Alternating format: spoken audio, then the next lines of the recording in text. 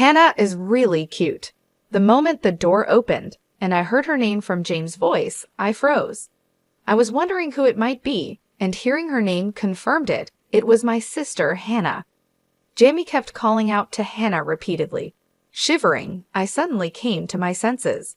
I knew I had to record what was happening, so I used my phone to capture the moment and then quietly left. Later, when the two of them came out of the bedroom and saw me, they looked really shocked. I told them I had sent the video to Kevin and we needed to talk about what to do next, all four of us together. At this, Hannah looked even more scared. "What do you mean?" she asked. "Just what I said," I replied, holding up my phone. "I've got the video."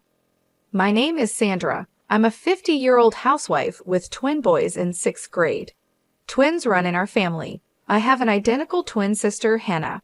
We never really felt like sisters, but more like rivals. Growing up, I was always compared to Hannah. She was always seen as the cute and friendly one, while I was shy and quiet. Because of this, people naturally paid more attention to her. Even though we were rivals, I truly loved Hannah. She was always smiling and popular, something I wished I could be. But Hannah didn't feel the same way about me. When we were kids, I always ended up with the roles in games that nobody else wanted. For instance, whenever we played tag and had to choose who was it by playing rock, paper, scissors, Hannah would pressure me into being it so she wouldn't have to. I had no choice but to agree. Hannah's tricky ways weren't just during playtime. In 6th grade, we were picking roles for a school play about Snow White. I wasn't much of an actress and wanted to be the narrator, but I got a cold and missed school on the day they gave out the roles. Hannah said she would tell the teacher I wanted to be the narrator. I trusted her and felt relieved. However, when I came back to school, I found out I was the lead role. "Why am I the lead?" I asked a friend, shocked. "Hannah said you wanted to be the lead," they replied. I was stunned. I never said that. It turned out that as we were getting older, no one else wanted the embarrassing role of Snow White, so they chose me, the quiet girl who wasn't there to say no. The teacher thought it was strange I wanted the lead since I was usually so shy. Hannah had told the teacher, she wants to but she's too shy to volunteer. Let this be a chance for her to shine. I cried, insisting I couldn't do it and didn't want to. But all the other roles were already taken. With pressure from teachers and parents, I went through with it. Surprisingly, the play was a hit. Everyone praised me, teachers, parents, friends. But Hannah wasn't happy. She said anyone could have done that, and getting praise for such a small thing was silly. She began to really show her dislike for me. After that, she stopped asking me to play with her. It hurt at first, but then I realized I was free from being pushed into roles I didn't want. I made other friends and started to enjoy school. In middle school, many didn't even know Hannah, and I were twins. We became so distant, hardly speaking at school and not looking alike at all. We asked to be in different classes, and I was enjoying my own life. Then one day, as I was studying for high school entrance exams, Hannah came over. "Studying? Have you decided which high school you're applying to?" "Yeah, I'm thinking of going to the newest high school.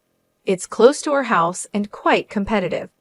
I had been working hard for 5 years because I really wanted to get into a particular high school. But when Hannah heard about my choice, she laughed. "Hey, that high school? You've got to be kidding, right? Why don't you just go to be high school with me? It sounds like you wouldn't even need to study much for that." Hannah always seemed to get her way, but I didn't want her making decisions about my high school too. For the first time, I stood up to her. "I've decided to go to a high school. You don't know if it's impossible for me. If you don't want to study, that's fine, but don't get in my way." I turned back to my textbook, but Hannah was upset by my response. "That tone to your older sister?" she said angrily, then grabbed my textbook and threw it on the floor. "What are you doing? Even if you study, it's a waste. You know you're destined to be my slave and go to be high school with me." That day, we ended up fighting physically. Our parents heard the noise and came to separate us, but by then, my textbook was torn to pieces. More than that, my heart was broken by hearing Hannah's true feelings about me. I realized she just saw me as a target for all the unpleasant things. But I didn't give up on studying. Luckily, my parents got me a new textbook. With their support, Hannah no longer interfered with my studies, and I was able to focus and successfully got into my chosen school. Hannah, as she had initially said, barely studied for the exams and went to B High School. We went to different high schools, attended different universities, and started our careers. As an adult, I began living on my own, and that's when I met a man named James. James and I were hired at the same time and felt a closeness because we were from the same area. When he asked me out, I felt like I was dreaming. "I actually like you, Sandra. I'd be happy if you'd go out with me," he said. Hearing those words made me incredibly happy. I had feelings for James too, but I had never had the courage to admit such feelings openly. I wasn't pretty like Hannah and hadn't really dated during my school days, so it was hard to believe that James felt the same way about me. Being in a relationship for the first time made me really happy. Since we started dating, I've tried my best to make him happy by cooking meals and preparing lunch boxes for him. James began visiting my apartment more often, and we started living almost like a couple. "Sandra, I'll cook dinner tonight," James would say. It wasn't just me doing things for him. James helped a lot with the housework. Doing chores together was fun, and I began to think we could be a good married couple.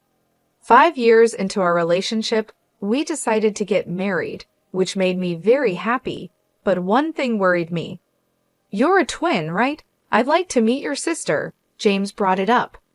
Over the 5 years we were dating, I had told him about having a twin sister, Hannah, but I had never introduced him to her. I hadn't even told her about having a boyfriend, since our big fight in middle school had driven a deep wedge between us. "Yeah, that's right. But we're getting married, so it's inevitable that Hannah and James will meet." I was anxious about how Hannah might react, but I knew I had to introduce them at some point. When I finally called Hannah after a long time, she seemed surprised by my news. "Married? Since when?" She raised her voice. I had told my parents, but it seems Hannah hadn't heard about it yet. "Yeah, and I want to introduce you to the man I'm going to marry." I'm busy, you know." "Well, if you insist, I guess I could meet him." Hannah was as condescending as ever. So I asked her to make some time for us. Hannah hadn't changed since we were kids. I figured I had to be the adult and humble myself. We went back home to meet Hannah on her day off. James suggested we all have a meal together with our parents, so we arranged to meet at a restaurant. On the day, we went to the restaurant, but Hannah was late. "Hannah's late. I thought she said she'd be on time." "Sorry, James. Don't worry about it. She'll show up eventually." "Let's just wait a bit longer," I said. Both my parents and I felt bad for keeping James waiting. 15 minutes past the scheduled time, Hannah showed up in a flashy dress. "Sorry, did you wait?" "We did. What's with the outfit?" "Well, it's kind of like a meet and greet, right? Thought I'd dress up." I was frustrated with Hannah for being late, especially since she took extra time to dress up. Our parents just smiled a bit, but I wish she had messaged us about being late. I felt like it was immature for an adult, but I kept quiet to avoid any issues. We introduced Hannah and James to each other. Hannah made several rude comments during their first meeting, asking James many personal questions about his time with me, as if it were an interview. Despite her parents trying to stop her, Hannah kept going, saying she wanted to know what kind of man I was marrying. James was nice about it and answered her questions. By the end of the meal, I was really tired. James then mentioned how different Hannah and I were, calling her always smiling, good at conversation, and cute. He even joked if I'd met her first. I was shocked because I had told him I was uncomfortable around Hannah. His comment hurt me. "Why don't you marry Hannah then? She even said you were handsome," I snapped back. James quickly apologized, saying it was just a joke and he was happy to have met me, not Hannah. He tried to make light of it by saying Hannah was nice and that we shouldn't be jealous of each other. We should get along as a family, now that we're adults. Although I had my doubts, I knew our parents wanted Hannah and me to get along. But I wanted James to be on my side, not pushing me to be closer to Hannah. Still, arguing seemed too much trouble, so I just nodded along to what James said. A few days later, Hannah messaged me, "Isn't James too good for you? Should I take him off your hands?" I was upset by her message. "What are you talking about?" I replied instinctively, and she called me immediately. Hannah insulted me over the phone and laughed, saying it was unbelievable that someone as plain as me would get married before her. She said James was high-earning and well-educated and asked why not hand him over to her since we were twins and had always shared everything. I yelled back at her, telling her not to say stupid things. I couldn't stand James being treated like an object, nor the idea that we always shared everything. In reality, I was always just someone for Hannah to dump the things she didn't want. That night, I told James about the call, warning him to be careful around Hannah. However, James took it lightly and laughed it off, saying it was nice to be liked so much and not to worry because Hannah wasn't serious. I was frustrated because he didn't seem to understand the potential seriousness of her words. "Do you doubt my feelings? It's okay because I say it's okay," he reassured me. Despite him being a great person, I felt like James had changed after meeting Hannah. He would always defend her just because she was my sister, which left me feeling dissatisfied. But James told me not to worry so much and believed that nothing Hannah could do would affect him. Realizing I was unsettled by her words made me see that I hadn't fully trusted James. He was right. I decided to trust him and ignore Hannah's spiteful messages. Fortunately, Hannah didn't interfere with us anymore, and I hoped we could become good sisters and have a happy married life. Years went by, and after I turned 45, my parents told me that Hannah had gotten married. I had blocked her and wasn't in contact, though we occasionally saw each other at our parents' home. Hannah would insult me, being nearly 45 and still unmarried. She seemed resentful and was avoiding me. I was surprised to hear she got married, as she was quite picky, but I was genuinely happy for her. When I learned that Hannah had married, I realized how harsh I had been when she got married only after I did. Later, through my parents, Hannah apologized to me, and we started communicating again. Indeed, Hannah had changed, becoming much calmer than before. It was as if she had returned to the Hannah I once loved. I never thought the day would come when Hannah and I could laugh together again. I was very happy when Hannah introduced me to her husband, Kevin, who was about 6 years older than us. He seemed to really care for Hannah, which made me feel reassured. After we both got married, Hannah and I became closer, and our parents were very happy to see us getting along. I wanted to make up for the time we had spent apart. Then, a few years later, something happened. I became ill at work and had to leave early. I tried to inform James, but he was out on business, so I left a message with a colleague and went straight home. As soon as I entered the house, I felt something was off. It felt like someone was inside, even though the house was supposed to be empty. I thought it might be a burglar. I quietly entered and listened closely. I could hear noises and voices coming from the bedroom.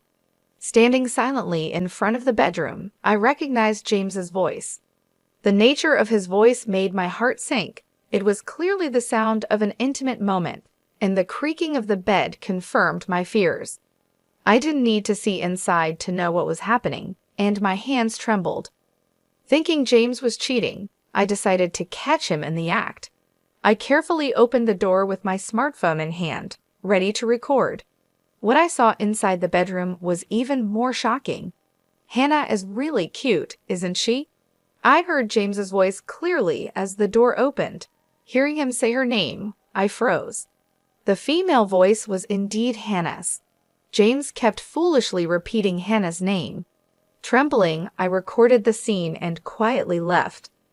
I sat in the dining area in shock for a while. I was supposed to be home early because I felt unwell, but the shock made me forget my illness. I just stared blankly at my phone, waiting for this nightmare to end. A few minutes later, the bedroom door opened. "I'll head back to work now, so lock up," said a voice. "Okay, it'd be nice if we could live together soon," another voice responded. Hearing this, I hurriedly stood up. Noticing the noise, James and Hannah saw me in the hallway. "Sandra, why are you here?" James exclaimed, turning pale. "Why? This is my house, right? But why is Hannah here? Aren't you both supposed to be at work?" I asked. Hannah looked away for a moment, but then smirked defiantly. "Why do you think? You wanted it from my own mouth, didn't you?" James tried to stop her, but Hannah wouldn't be silenced. "I've always hated how you look down on me. Happiness and James don't suit you." Hannah declared she'd take everything. I just smiled and replied, "Is that so? Then I'll let you have James, Hannah, but don't think you can take my happiness." Hannah seemed annoyed by my comeback and glared at me. I spoke directly to her. "Yeah, I sent the video to Kevin. Let's discuss this with the four of us soon." Hannah's face turned pale instantly. "What do you mean?" she asked. "Just what I said. If you want James, Kevin should know about this, shouldn't he?" Hannah lunged at me, but James tried to calm her down. Just then, the smartphone in Hannah's bag rang. At the sound, Hannah froze. "Looks like Kevin's calling, isn't it?" I said. Hannah hesitated and looked at her bag, but she didn't answer the call. The room was silent except for the sound of the phone. After a while, it stopped ringing, and then my phone rang. "Sandra, I'm truly sorry. Please forgive Hannah. Can you cover for her with Kevin? If not, Hannah will lose everything," James said, trying to protect her. Hannah started sobbing next to him, like she was the victim. I knew Kevin was not only Hannah's husband, but also the president of the company where she worked. If Kevin found out about her cheating, he might start divorce talks, and she could lose her job. I said, "I can't cover for her." James, as usual, defended Hannah, which infuriated me. Thinking Hannah is the only one who's going to lose her family and job is a huge mistake. I shouted, making James flinch and start sweating. He seemed to realize the gravity of the situation. "Just so you know, I've also sent the video to the company's main email, including your department and name," I told them. By then, Kevin's call had ended, and James and Hannah looked desperate. After kicking them out, I called Kevin. "Sorry to disturb you at work." "It's about the video, right?" he asked gently. "Yes, it involves James," I replied. "I'm sorry for asking this of you," Kevin said. He had felt something was off with Hannah. It might have been plausible for the old Hannah, but the current Hannah truly loved him. I didn't think she would cheat, and I had conveyed as much to Kevin, but just in case. Kevin had asked me to gather evidence if Hannah did something questionable. That's why I was able to film so calmly. Please don't apologize. I'm glad I could capture evidence of James' unfaithfulness. If you hadn't asked me, I probably wouldn't have thought to do it so calmly, I told Kevin. I admitted to him that it was shocking to find out about an affair, especially with my own sister. I had every right to be angry. "My sons will be home soon, so let's talk another time," I said to Kevin and hung up. Tears flowed endlessly, but for my sons and for my future, I knew I had to be strong. That day, I carried on with my usual routines, and after the kids had settled down for the night, James came home. "Were you with Hannah?" I asked him. James, clearly in a bad mood, snapped back, "I got called into HR because of you. The decision on my punishment will come later. What are you going to do about this?" The way James turned the blame on me, making me out to be the villain despite his actions, almost made me laugh. Crying over such a man was a waste of time. "There's nothing to be done. Do as you please. You understand the situation, right? If we divorce, I'm taking the kids. Still want to divorce." His attempt to use our sons as leverage was pathetic, and I told him so. "What are you talking about?" You think you'll get custody after likely losing your job. Divorce is a foregone conclusion. Stop being ridiculous, I said. James had nothing to say. Of course, getting caught in adultery during work hours, dismissal seemed inevitable. Was he still so clueless about the gravity of his actions? If so, then he's incredibly foolish. I'll be leaving tomorrow, I told him. Wait a minute, can't we consider starting over? Can't you forgive just one affair? James, now taking a submissive stance, began apologizing. Just one time, I asked back. According to Kevin, Hannah's behavior had been odd for several months. Given Kevin's job mostly involves being out for sales, there's a good chance she might have been returning home like this just one time. James responded weakly, his eyes darting around from the lack of confidence in his answer. It was clear it wasn't just once. It felt ridiculous to pursue it any further, so I dropped the subject. The next day, I told my sons about James's unfaithfulness. They are in 6th grade now, old enough to understand that hurting and betraying others is wrong. I apologized for having such a serious conversation with my sons during this sensitive time in their lives. They said they wanted to talk it over alone and went to their room. After just a few minutes, they came out with their bags packed and said, "We're on your side, Mom." I couldn't help but cry. The boys laughed and comforted me as I apologized again. Then we went back to my parents' house. My parents were shocked when they heard about Hannah and James's actions.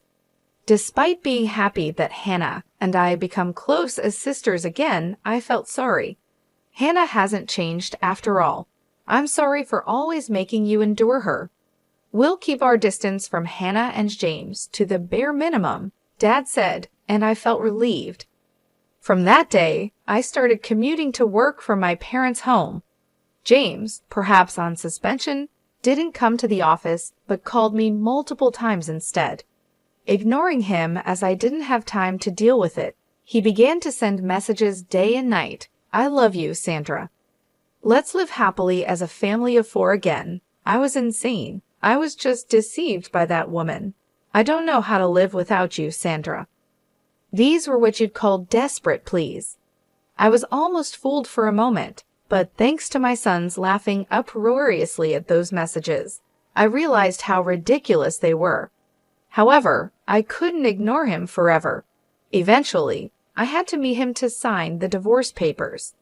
I made plans to meet James at a cafe on my day off, following Kevin's advice to meet in a public place to keep the conversation calm. When Kevin and Hannah arrived at the cafe together, Hannah had become so thin in just a few days she looked like a different person. "Now both Hannah and James, please sign the divorce papers," I said. They hesitated to sign. James said, "It's a misunderstanding, Kevin. It's your choice to divorce, but we won't." "You're still saying that. My sons and I no longer consider you family," I retorted. Kevin sighed deeply and said, "You could go to court, but it's clear you'll lose, considering the alimony and legal fees for the divorce trial. Can you afford it? Of course, you both betrayed your families. Hannah to me and Sandra James, you'll have to pay us a proper settlement in the divorce trial," I added. Hannah started trembling silently. Her silence and weight loss now made sense. "I might be fired. How can I pay?" James began to argue, looking pale. "You did this to yourself. Besides, you owe child support for both kids, right?" I said. At my words, Hannah flinched. "You wanted to live together, right? You're welcome to have the house." I laughed loudly. "And don't forget the mortgage payments."